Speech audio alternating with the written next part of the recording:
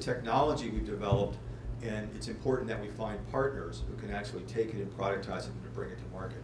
So I guess our basic, to kind of sum up then, our basic method here is that we've got a great deal of technology that either we've developed organically or that we're aware of in the market.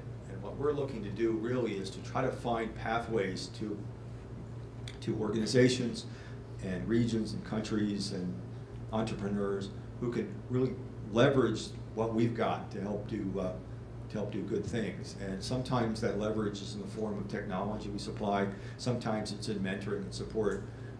Sometimes it's just, excuse me, showing up and providing kind of a partnership that a lot of these organizations need. So, thanks again.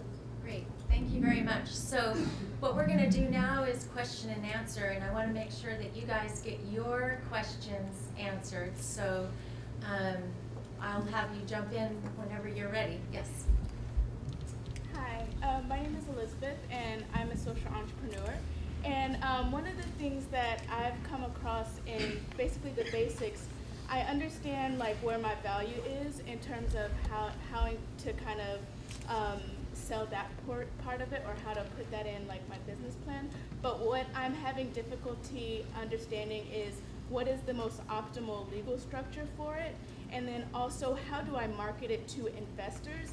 Because if I say social entrepreneurship or social enterprise, people start thinking all sorts of things. And so what are your suggestions in terms of marketing myself as a social entrepreneur? Should I just stick to the value added? And then what is the best legal structure? Thank you.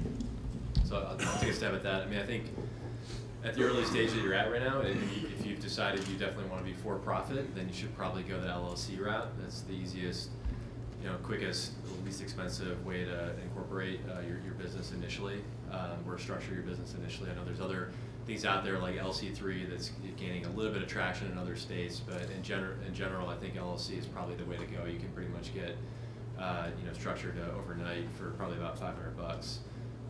In terms of marketing yourself, I think that's a really good question, and I think the term, as soon as you put social in front of something, if you're talking to like hardcore Republicans, they accuse you of being a fascist. So you got to be really careful, especially when you leave the Bay Area. You kind of want to drop that term. It's like when I visit my in-laws, in Wisconsin, I always got to drop that term. So, I like the emergence of impact investing. I like that terminology. I mean, since I've been at GoodCap, it started off triple bottom line, then it was blended value investing, now it's impact investing, which I think is kind of cool. It's getting a little bit close, a little away from sort of the soft, fuzzy, feelings of sort of doing good that people sometimes will discount and think you're not serious about your business. And we at GoodCap and also with Hub Ventures are looking for very serious social entrepreneurs. I'm still going to call them social entrepreneurs because I think that differentiates them from tech, sort of solely sort of tech entrepreneurs or biotech entrepreneurs. These are men and women who are in it to create a great business that will be scalable and fundable and profitable, but is also going to create some great impact in the world. So, to the extent that you can sort of nuance that approach, I think, just talking about what you are as a business. What kind of business is it? Well, one is an academy, and then the other one is a consulting firm.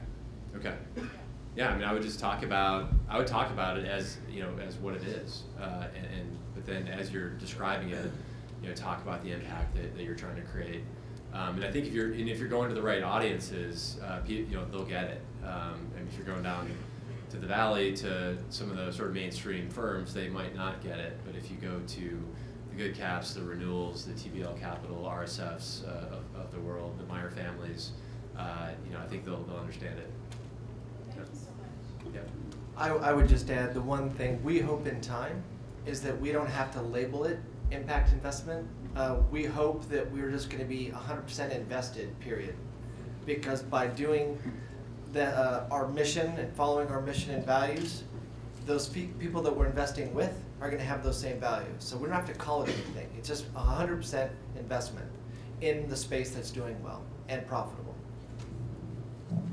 So I guess not to be controversial, but I have a slightly different view just to throw out, and not really to contradict, but to throw out there.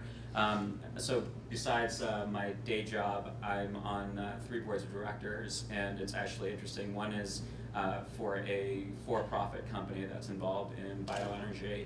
Another is with a great nonprofit in the Bay Area called Save the Bay that's been around for 50 years. And the third is with a progressive training program that's been around for a few years and is growing very quickly.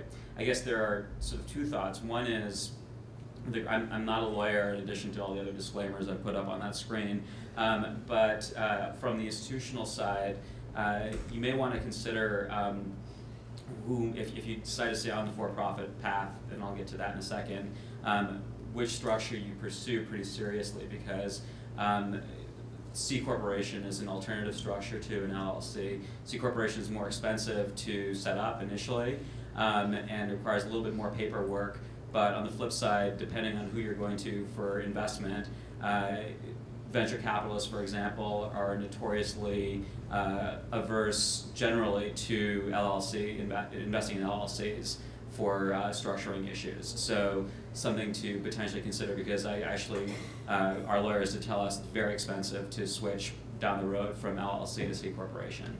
I guess the second point is I would just kind of test the hypothesis that you want to go down the for-profit route in the first place. I think that the reality that I sort of seem to perceive is that we're not quite there in the broader marketplace. I think there are sort of visionary people who are out there looking to try to connect social mission with for-profit business, but I think there's still a lot of broad opportunity in the philanthropic sector to make an impact. And depending on what you're looking to do, I look at Save the Bay as a great example of this, where 50 years ago, 3 self-described faculty housewives from Berkeley got together and stopped the U.S. Corps of Army Engineers from a plan that would have filled in almost the entire San Francisco Bay by 2020. These women got together, they worked their husbands' Rolodexes, and were able to stop in 1960, before civil rights got started, before anything else got started, they were able to stop the U.S. Corps of Army Engineers by creating this nonprofit that's marshaled billions of dollars in the last 50 years towards protection, preservation, and improvement of the Bay. So just something to think about, whether or not you want to kind of go down the for-profit route, if there might be other more impactful ways of playing. I think that might be a good segue to a burning question that arose while Wes was talking, and that is, how do you end up with a nonprofit in your portfolio, and what's the goal in contributing to a nonprofit? Just from the engagement side? Well, as a fund, Yeah. obviously you're not expecting a return on that one. At least Well, not no, the that's traditional not type of obvious. return. Well, That's not obvious. I mean, Please.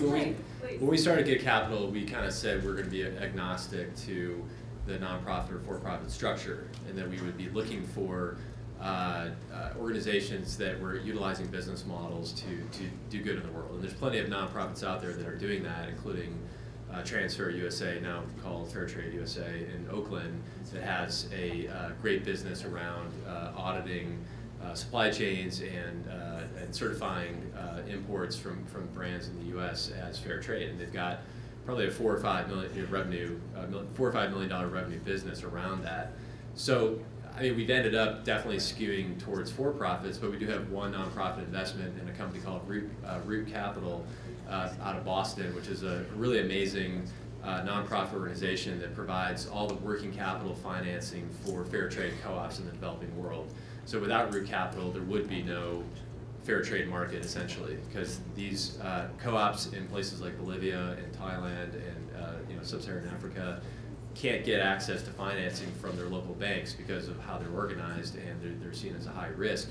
Whereas an organization like Root Capital, which leverages lots of donor capital plus very low interest loans, they've put out over $100 million in working capital with a 99% repayment rate and a 100% repayment rate back to their investors. So we invested in Root Capital, not in their fund, but in their really building their operational capacity, trying to enhance their brand name among donors and investors in the U.S. So they could basically take the small, it was a venture debt, subordinated debt investment that we made to them with a coupon, that pays back annually, plus upside tied to certain engagement goals. That's basically structured as a consulting contract. So it was a little bit of an innovative, unique way to structure it, and it's tied to our reaching certain goals around getting them access to more financing, building their brand name in the U.S. among donors. So